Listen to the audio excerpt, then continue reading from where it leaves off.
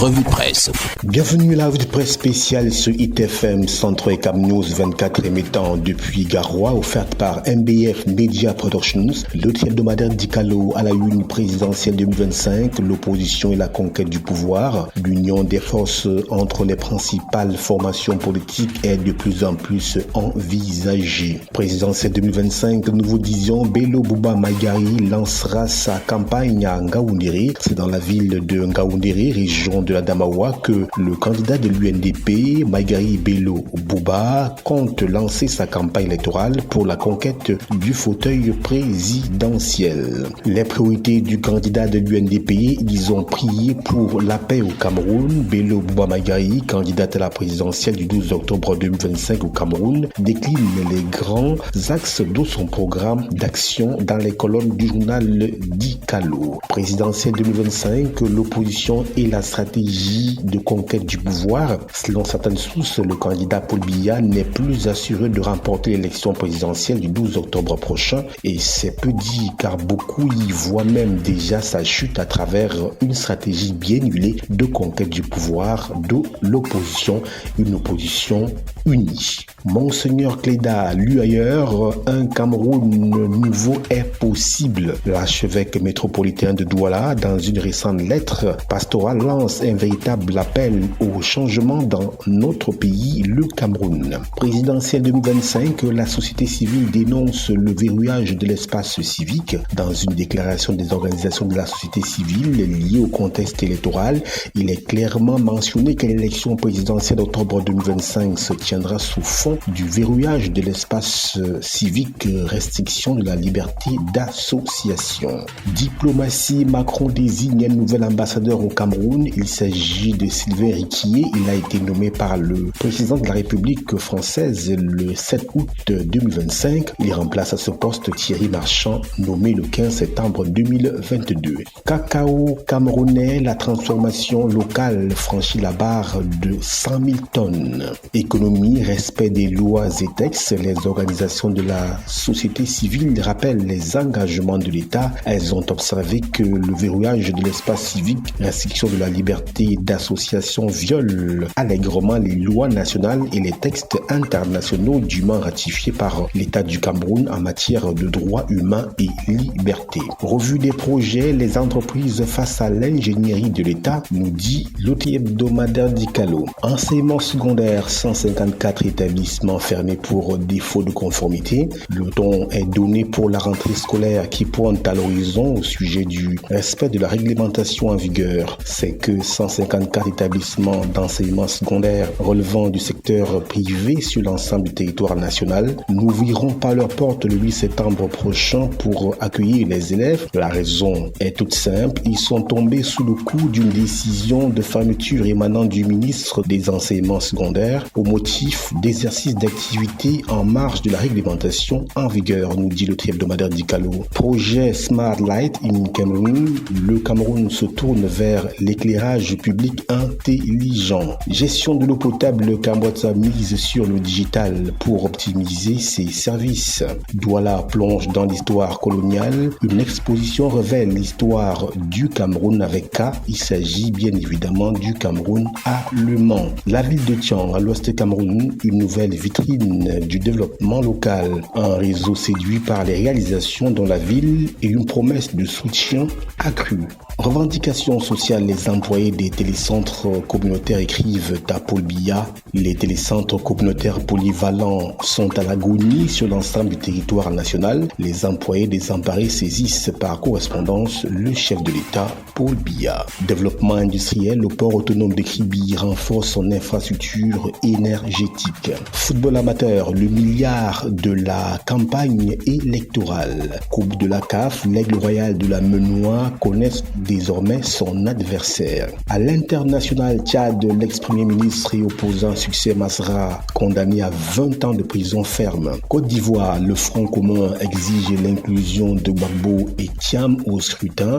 En Côte d'Ivoire, plusieurs milliers de personnes ont manifesté dans le calme ce samedi 9 août à Abidjan, dans la commune de Yopougon, à l'appel du Front commun composé des deux principales formations d'opposition, le Parti démocratique de Côte d'Ivoire d'Ivoire, PDCI, et le Parti des peuples africains de Côte d'Ivoire, PPACI. Challenge Hebdo la une après les rejets des requêtes. Quelle stratégie pour l'opposition? C'est la grosse interrogation qui barre la une de ce journal. Au-delà des multiples condamnations, la dernière actualité au Conseil constitutionnel questionne pages 3 et 4 de Challenge Hebdo. Présidentielle 2025, nous vous le disions, ce sera le 12 octobre 2025. Un syndicat mobilise les médias pour un scrutin pacifique. À l'approche de l'élection présidentielle de 2025, le syndicat national des journalistes indépendants du Cameroun a lancé un appel solennel aux professionnels des médias de Douala, les exhortant à se positionner comme des artisans de paix et de cohésion sociale tout au long de cette période cruciale. Entretien avec Alex Coco Adam, réservé un traitement rigoureux et impartial aux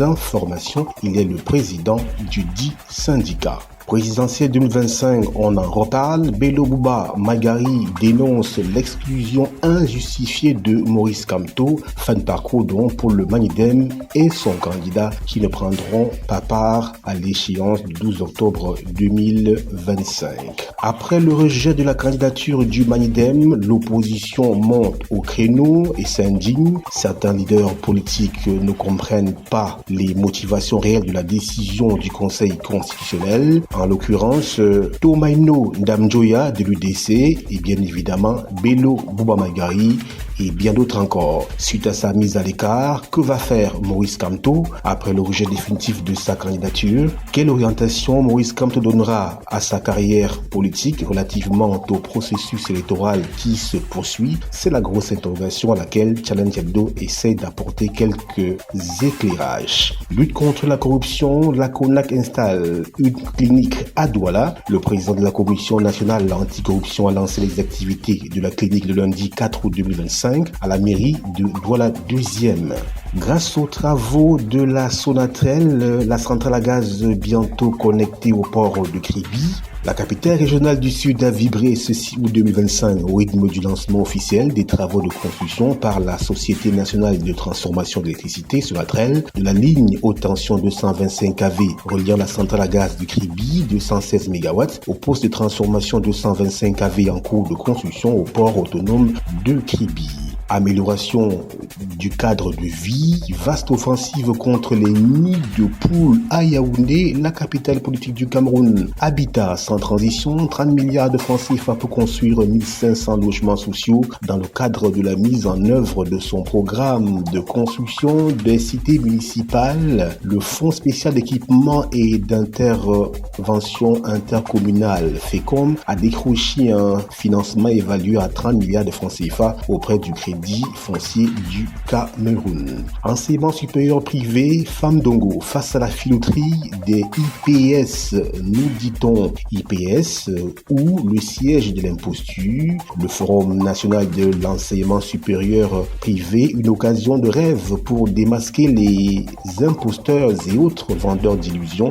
C'est ce que nous dit Challenge Hebdo dans ce numéro. Don d'oxygène, de jeunes communicateurs veulent sauver des vies. Recrudescence des faux billets, la BIAC sort la tirée lourde. Droit de douane, Donald Trump, nous sommes à l'international, nous sommes au Cameroun, impose 15% au Cameroun sur les produits exportés. Pour tourner le dos à Eneo, une brasserie à 100% solaire voit le jour. Fédération camerounaise de football, nous sommes en sport. Eto et le COMEX scellent le sort de l'association des arbitres. Plus de détails dans les colonnes de Challenge Hebdo. Institut universitaire de technologie, le creuset de la formation pour la marine nationale. À l'étranger international, France-Algérie pour Macron, Paris doit agir avec plus de fermeté. Et puis, retour sur le continent africain, Afrique de l'Ouest, direction Ghana, les ministres de la Défense et de l'Environnement tués dans un crash d'hélicoptère. Le tri hebdomadaire d'Icalo à la une présidentielle du 12 octobre 2025. 2025, ce sera sans Maurice Kamto. Le Conseil constitutionnel n'a pas retenu son dossier de candidature. Les requêtes de l'UPC ont également subi le même sort. Hilaire Zipan du mouvement progressiste recalé de dernière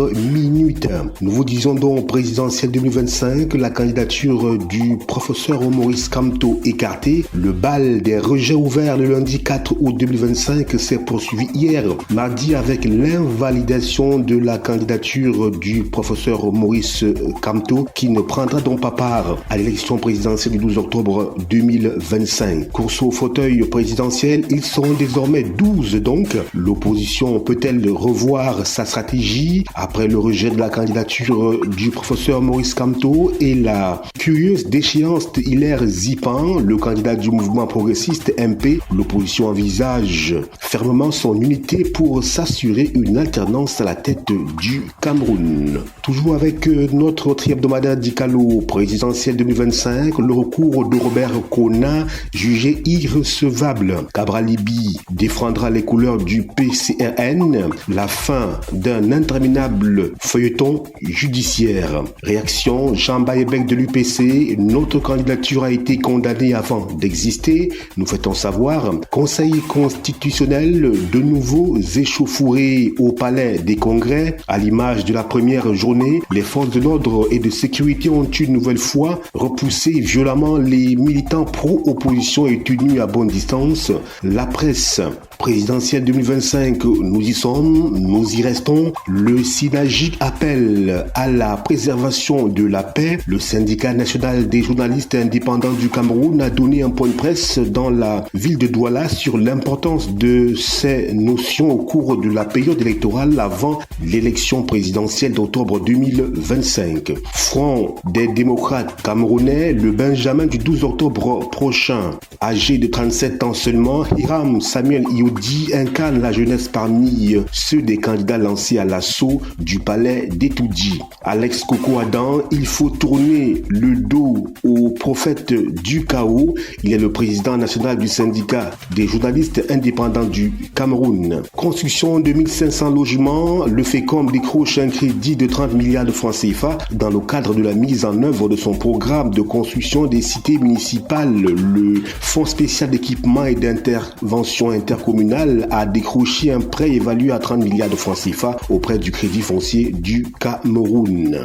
Monnaie, la BEAC lance une application contre les faux billets. Produits pétroliers, la subvention devrait baisser en 2025 au Cameroun de 94,2%. Coopération civilo-militaire, l'IUT creusait de formation pour la marine nationale. Gestion des poubelles, du biogaz à partir des déchets ménagers, une voie appropriée pour réduire le chômage et diversifier les sources de recettes de nos communes, nous fait-on savoir. Entretien avec Pierre d'Assise Ondoa, les maires doivent opter pour le recyclage des déchets. Il espère en décentralisation en charge de la promotion du développement local. Impôt sur le revenu, l'État prolonge d'un mois la date limite pour la déclaration. Agriculture, santé et emploi, Paul Biya approuve un crédit de 120 milliards de francs CFA. Agriculture, santé et emploi, tels sont donc les trois secteurs sur lesquels le président de la République Paul Biya vient de se pencher pour promouvoir le développement au Cameroun. Conseil de cabinet, 3 ministres interpellés sur la qualité de service. Nécrologie, Luc Djodo accroche définitivement sa toge. Neutralisation des opposants, la FECAFOOT menace de retirer l'agrément des arbitres. Lions indomptables, Marc Peter Brice remet sa liste des sélectionnés à la Fédération camerounaise de football. À l'international, Bill Gates, santé des femmes en Afrique, la fondation Bill Gates annonce un plan de 2,5 milliards de dollars. Rwanda, le Rwanda va recevoir jusqu'à 250 immigrés expulsés des États-Unis. Voilà, madame, messieurs, c'est la fin de la revue de presse spéciale sur ITFM 103 et Cam News 24 émettant depuis Garoua, offerte par MBF Media Productions. Nos programmes se poursuivent.